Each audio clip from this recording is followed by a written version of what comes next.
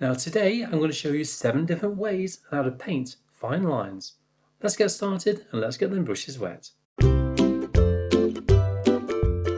lot of people say you need to practice, It's very true, it really is. Especially when you're working with fine lines, if you're working with fur or feathers, any animals in question really, even people, I know. But the more you practice, then the better you'll get, the better you'll understand how those layers work and how those fine lines work as well. But do what I do, is that when you're practicing, just take your time with something. And if it's not working out well, just put a little smile on your face, as I always do. And you know that it's just down to practice at the end of the day. The more time you put into a painting, in other words, the more that you do practice, the better your paintings will become. Remember, just to practice painting lines just on some scrap watercolour paper like this. Now, one thing which I do mention to my members on my Patreon site is not to overload your brush.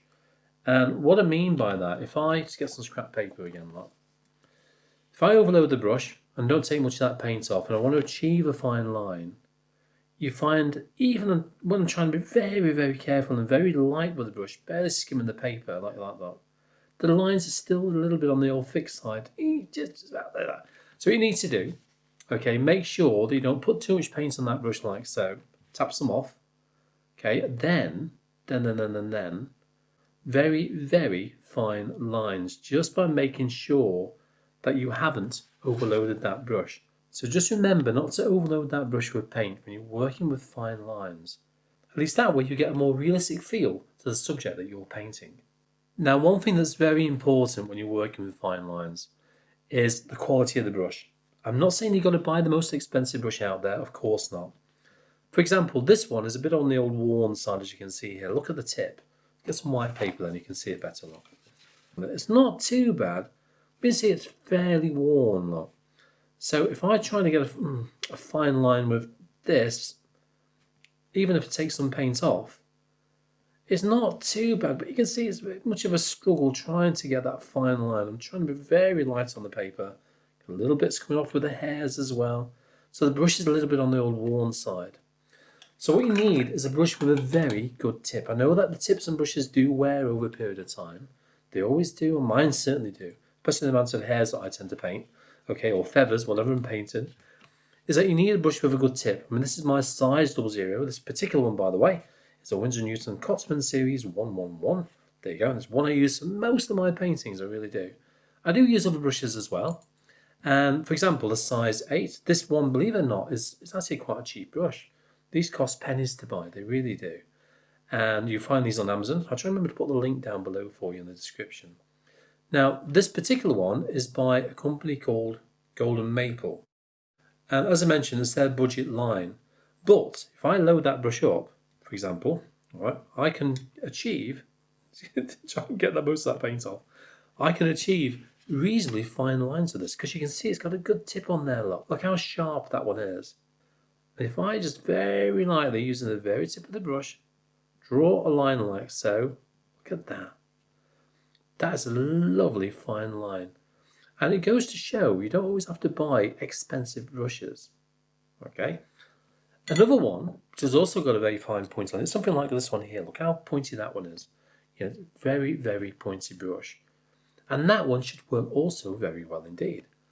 So let's get a little bit more colour. Let's get some of this colour here, like a browny, umbre, sienna colour. I've overloaded that brush, look. I've only wiped a little bit off on the side of the palette, that's it. And if I use this one to draw a fine line, I can just use the very tip of this. Look at that, that's very fine indeed.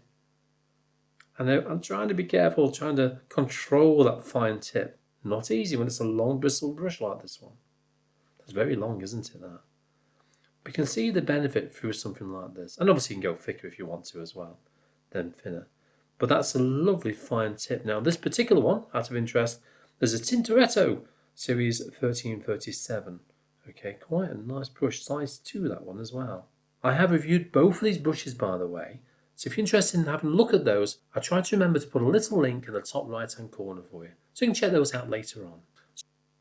You know, another thing as well is the amount of pressure that you apply.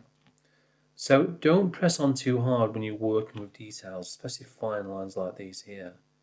So what I'll suggest you do, so when you load your brush, take some paint off, use a very, very light pressure, so barely touching the paper lock, barely touching like that. And by doing so, you can create a very fine line. So remember, if you press on too hard, take most of the paint off again. If you press on too hard, what's going to happen is that you'll end up with a thicker line like that, even though you're trying to be very light. And you can see I've hardly got any paint on that brush. It's starting to give more of a dry brush effect, isn't it? Ease off that pressure. You're just skimming the paper all the time. That's all you want to be doing. Using the lightest of touches with hardly any paint on that brush. And then you end up with very fine lines like that there. Now, one of the problems I see people doing sometimes is not loading the brush correctly. Now, I know there's more than one way of doing it. I realise that. But I have my own way of loading a brush, and I'll show you what that is. Okay, all you got to do is you go into the burnt umber again. Yeah, let's go for that one. Bit of burnt umber and burnt sienna in there. I'm going to lower the brush up like so, okay? But instead of going straight to the painting, what I'll do, I'll take some of this paint off because that's way and truly overloaded, as you can see there. Look at that. Ugh. What you want to do is roll it. So you're going to load it. You're going to roll it as you pull away. So load it, roll it, pull away, and then give it a tap or two on some kitchen roll. That way round, you'll end up with very fine lines for your brush. It's not going to be overloaded. So remember, load it, roll it, pull away at the same time, like so, and then tap once or twice on some kitchen roll. Very light tap though, not too heavy. They can start to paint those very, very fine lines. Another little tip for you as well is that if you find your brush is getting a little bit on the worn side, you can't achieve those very fine details, you can flatten that brush. And all I mean by that is that when you load your brush up, instead of loading it, rolling it, pull away, give it a tap, etc., etc., what you want to do is that if the tip is worn, tap it so it flattens it like a chisel. Okay, so we've got a nice kind of chisel edge. This is my old brush, by the way, now. Switched to a very old one. My new one's still there. Look, there you go. But this is quite worn now, and the bristles are starting to stick out in all sort of funny angles now. And I can't really achieve very fine lines. So by flattening that brush like that, look at the state of that. Look, see what I mean? So if I try drawing with this from the flat side, obviously I'll end up with a chisel line like that, numerous lines in one go, because it's so worn, this brush. But if I turn it on its side, like so, okay, then I should be able to achieve a fine line like that. See how many fine lines we've got there? See what I mean? If I turn it back around that way, yeah, I'm using the same sort of pressure as well, would you believe?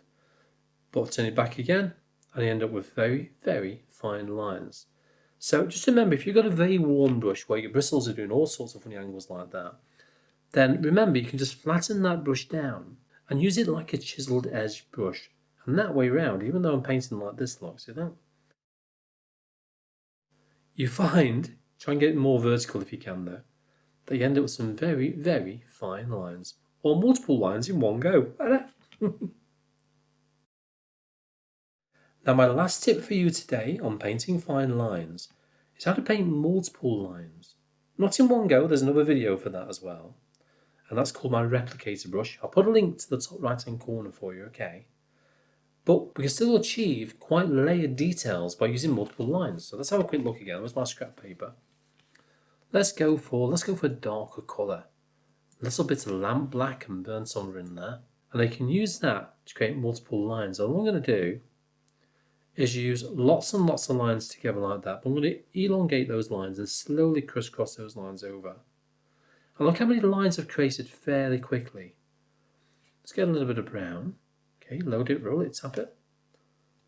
And do the same with the brown as well. Multiple lines. Just by overlaying those lines using very, very fine marks. And again, I'm using hardly any pressure. So 2 hairs or 1 hair and literally air. That's it on the paper. And now I've created quite a deep feel to something like hair or fur. Just as quick as that. So that's another tip for you for number 7. Now, if you fancy learning how to paint fur using multiple lines, have a look to the link to the top right, okay? I'll see you there.